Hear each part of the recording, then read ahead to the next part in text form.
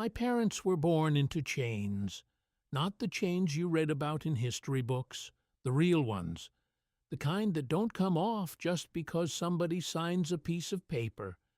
My mother picked cotton in Sunflower County, Mississippi, before she could read her own name.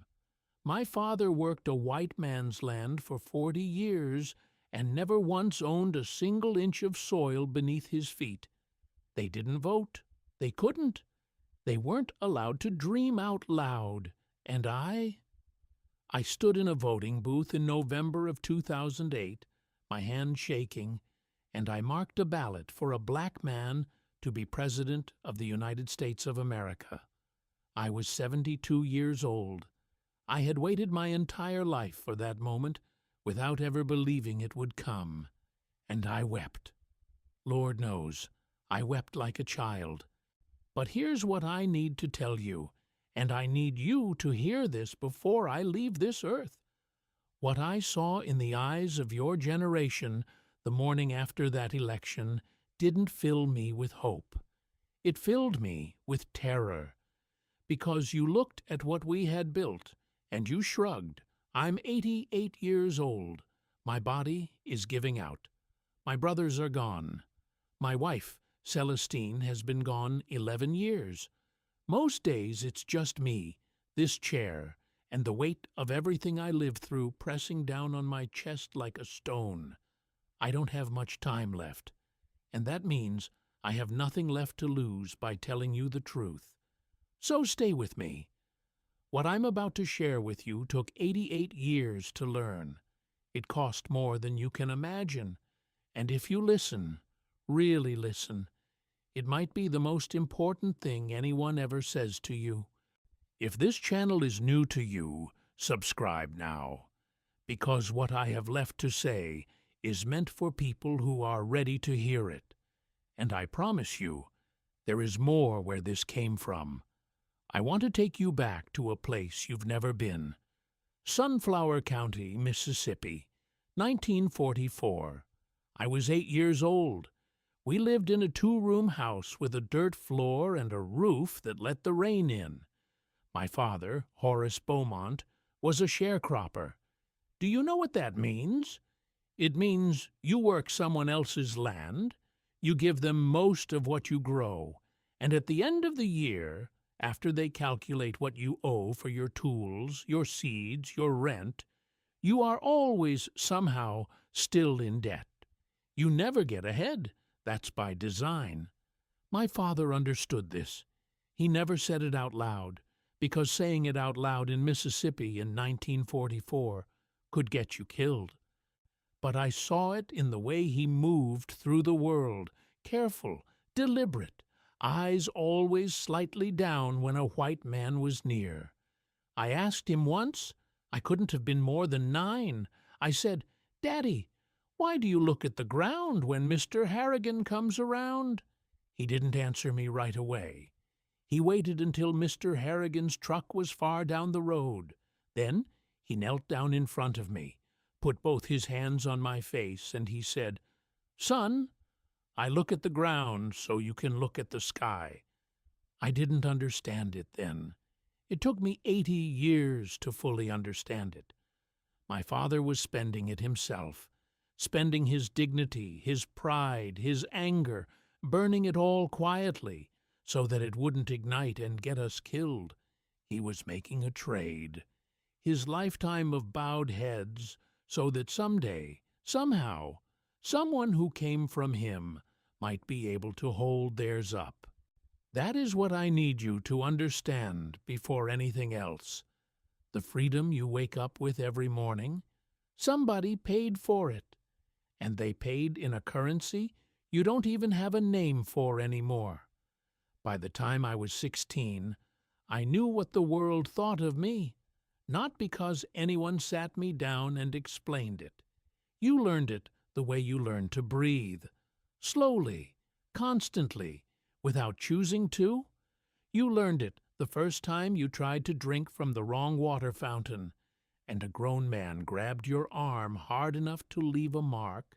You learned it when your mother sewed your church clothes by hand because the department store in town wouldn't let colored people try things on.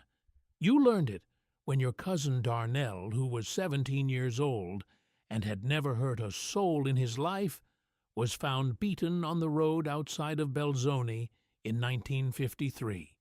And nobody investigated, nobody was charged, and his mother buried him in a pine box, while the men who did it went home to their families for Sunday dinner. I want you to sit with that for a moment. Darnell was 17. He had dreams. He talked about going north, getting a factory job in Detroit, maybe saving up enough to open a shop one day. He used to say, "If we can just get out of Mississippi, we can be something."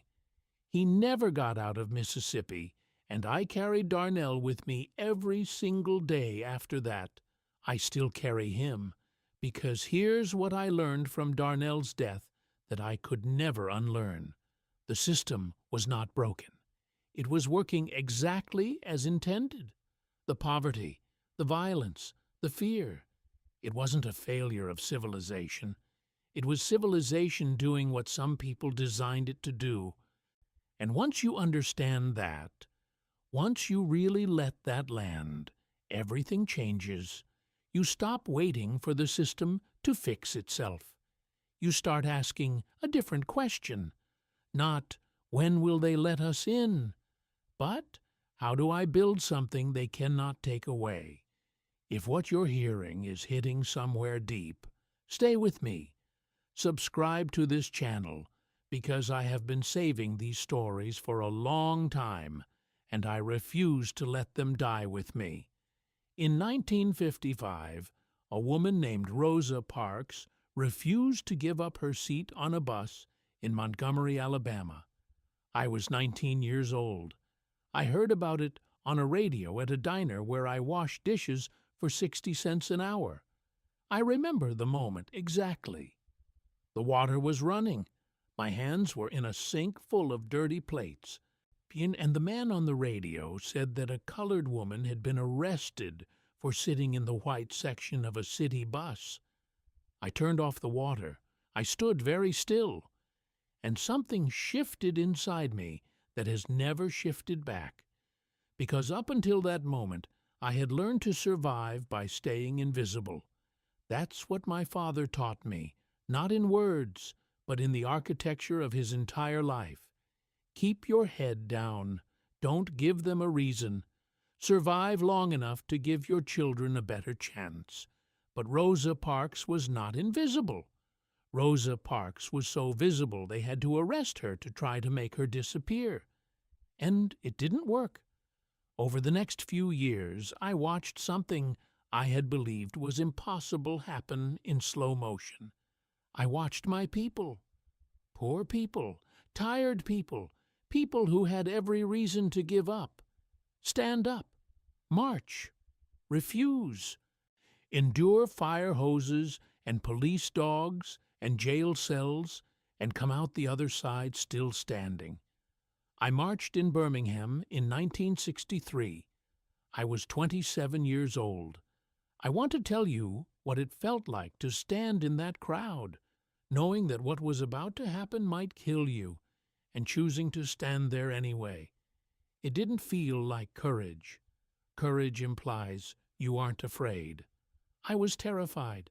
It felt like something else, like a decision that your life, your actual physical life, was worth less than what you were standing up for. That's not courage. That's faith. Faith that the thing you're fighting for is real even when you can't see it yet. Faith that the children who come after you will live in the world you're trying to build, even if you don't. My father looked at the ground for 40 years so I could look at the sky. I marched in Birmingham so my son Reginald could walk through a door that I could only stand outside of, and Reginald barely knows what Birmingham means. I am not telling you this to make you feel guilty. Guilt is useless. I have watched guilt turn into paralysis my entire life. White guilt that never became action. black guilt about surviving when others didn't.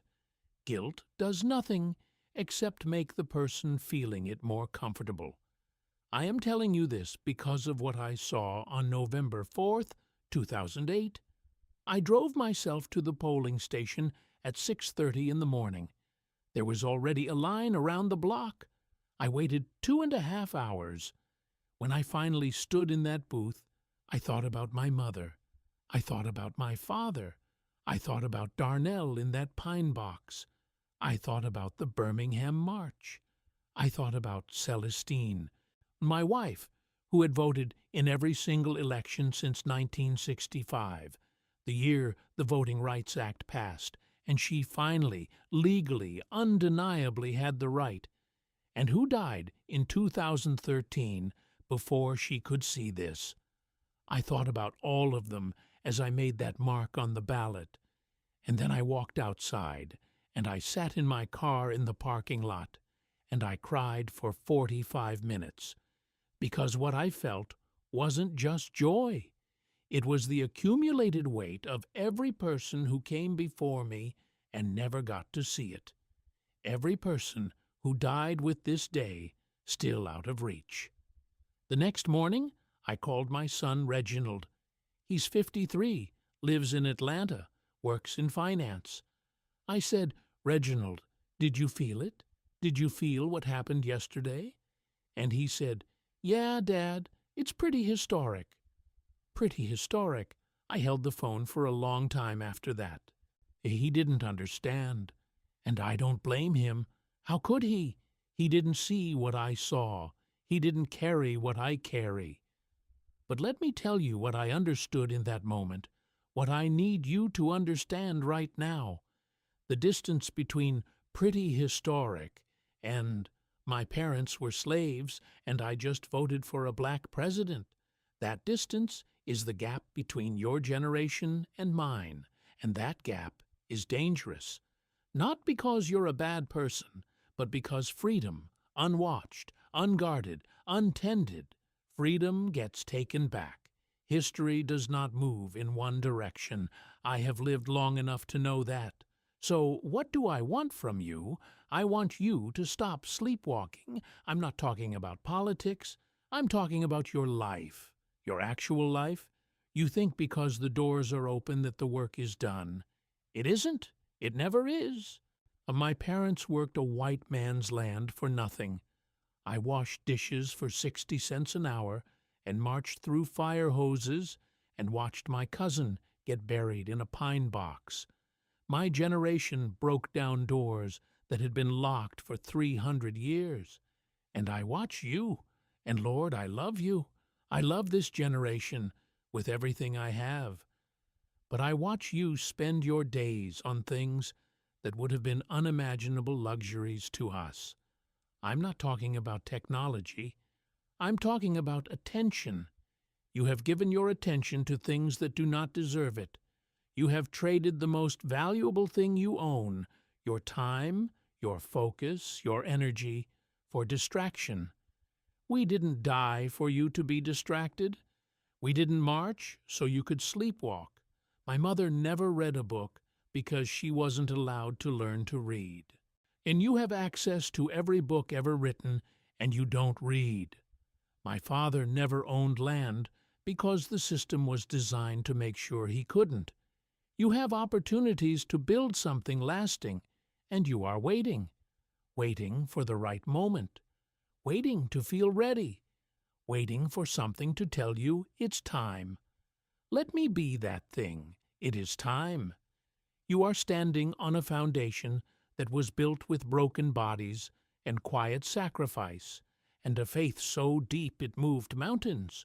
You are standing on my parents' backs, on Darnell's dreams, on Celestine's prayers, on every person who gave everything so that you could stand where you are standing right now. What are you building on top of it? That is the only question that matters. Not what you're planning to build, not what you want to build someday. What are you building right now, today, with the freedom that was purchased for you at a price you can barely comprehend? I am 88 years old. Most of the people I love are gone. My body tells me every morning that I don't have much time left, but I am not afraid of dying. I made my peace with death a long time ago. When you have watched as many people leave as I have, you stop being afraid of the door they walked through. What I am afraid of is dying before you hear this, before you really hear it, not as a history lesson, not as something that happened to other people a long time ago, but as a living message from someone who was there, who carries it in his bones, who needs you to understand what it cost before it's too late. My parents were slaves, not metaphorically, not as a figure of speech. They were owned. They were property. They worked without wages and lived without rights and died without justice. And their son voted for a black president. That is not just history. That is a miracle. A miracle built by human hands, at human cost, one sacrifice at a time over generations. Don't shrug at a miracle. Don't sleepwalk through a miracle. Wake up.